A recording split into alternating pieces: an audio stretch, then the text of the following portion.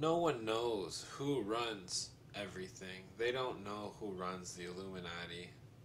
They don't know, but they do know that somebody does. Superiores incogniti, or the Jesuits, as it says here, ran things. It says that they have long since abandoned the practice of pseudonyms, but I highly doubt it. They use very intelligent ways of communicating their ideas and messages.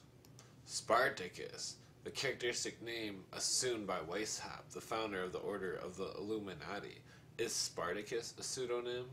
Perhaps. Here it shows you how Adam Weishaupt was trained by the Jesuits.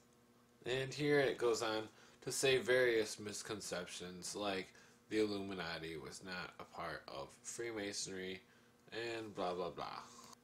And here it states that Adam Weishaupt's place in history should be among the unsuccessful reformers and not among the profligate adventurers. They are stating this because they do not want to know. They want to hide the fact that he changed things. And that a lot of people, no, I've never heard anybody say this before, but I stipulate that Adam Weishaupt was George Washington, and I'm not going to go any further with it than that. The anagram is one of the favorites of the occult and secret societies.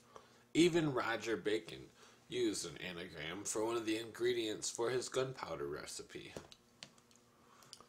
The word Baphomet is another anagram. The double-headed eagle represents the Baphomet. And reading the Baphomet backwards, we get Temophab, Tem, duplex, Oph, Avis, and Ab, generation. Duplex, Avis, generation. The double bird of generation. Also a symbol of the dualistic language that we speak, the Hegelian dialectic. Magic is the total understanding of the natural world, and there was nothing unnatural about what it says here. It was just him knowing something that the other guy didn't. So what is Disney trying to tell us with these rituals in the movies? Are they initiating our children into this belief system? On the right you see the Bohemian Grove, and on the left a Disney movie. Here you see the Empire State Building. You see Zeus holding a compass. This is because this craft runs everything, and they will continue to run everything until something decides to change their mind. Here is the Brooklyn Public Library, if I'm not mistaken, and it's quite immaculate. The owls on the top are possibly a symbol of the goddess of the gatekeeper goddess.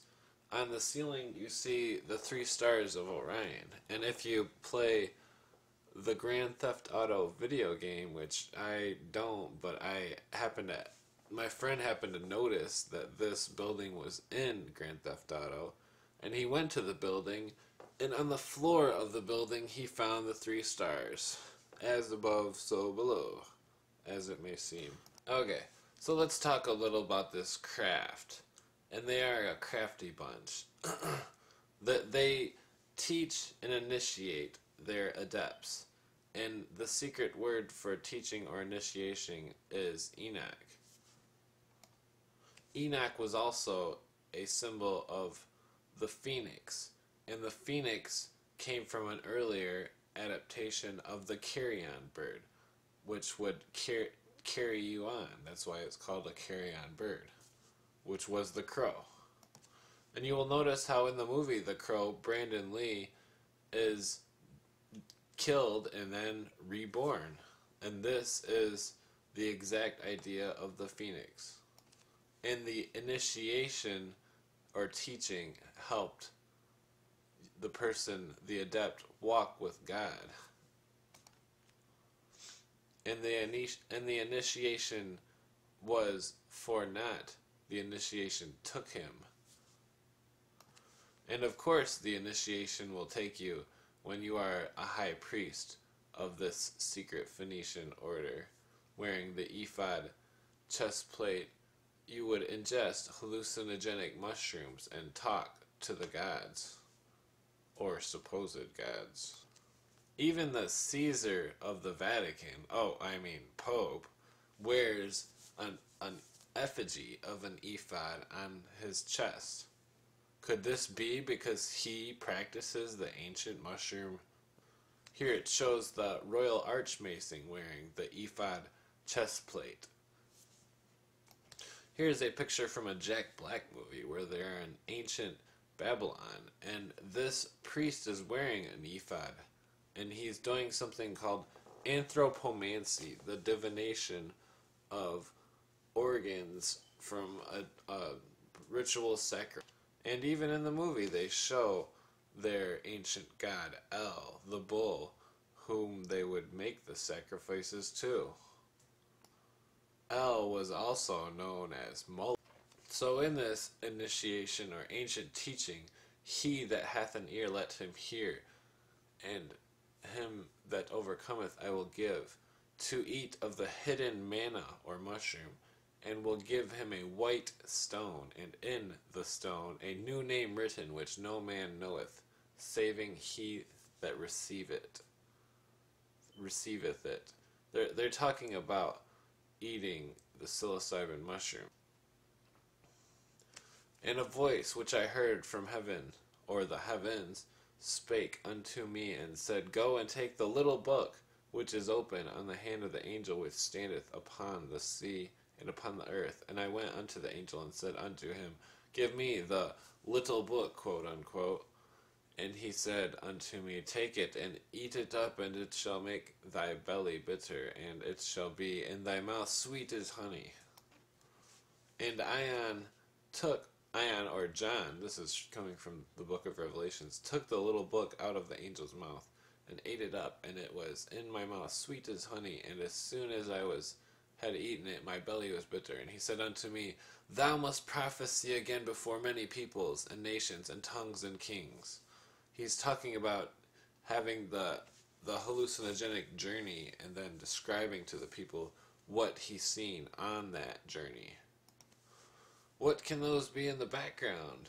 Are they mushrooms? Oh my. How interesting. Here you see the catacombs of the Vatican, and they were quite interesting, showing the mushrooms depicted. Are those mushrooms behind Jesus and what appears to be a demon? One man decided to translate the Dead Sea Scrolls and write a book called The Sacred Mushroom and the Cross. No one was scholared enough in the ancient language to even make an argument with this man. I don't know if he's alive now, but he's dead, but I'm pretty sure it was his brother who was found dead in the desert in his own car with a full tank of gas. The mushrooms have giant neural networks under the ground for miles and miles, even covering states. They are the world's largest and possibly the oldest living conscious organism. Jesus was in fact an ancient word for mushroom.